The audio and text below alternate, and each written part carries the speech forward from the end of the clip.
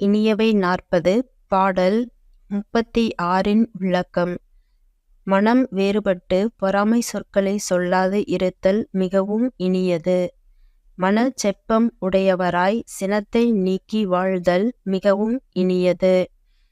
மனம் ஒரு பொருளில் பற்றி நிற்க அப்பொருளை விரும்பி தக்க சமயம் கண்டு கவர்ந்து கொள்ளாது அதனை மறந்து விடுதல் மிக இனியதாகும்.